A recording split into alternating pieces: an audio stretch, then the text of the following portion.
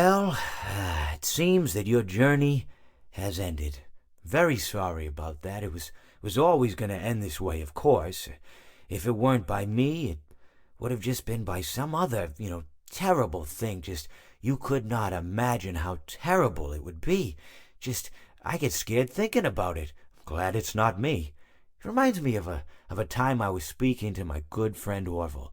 We were we were sitting on a park bench watching the pigeons. I was on the left, he was on the... Oh, wait, was I on the right or left? Anyways, it doesn't matter. We were sitting on there watching the pigeons. And I said to Orville, "Friend, those birds are frozen." And he kind of looked at me like I'd lost my mind.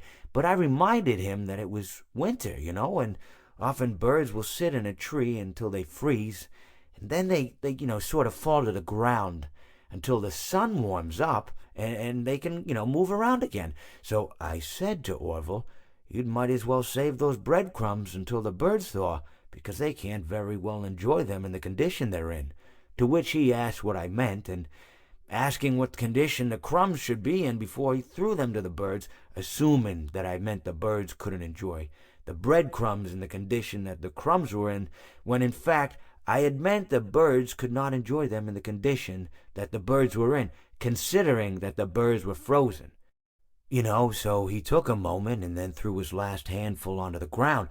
I said to him, "Orville, why did you throw the breadcrumbs to the birds when I just told you they're frozen?" To which he responded, "The breadcrumbs are not frozen." Again, misunderstanding my words.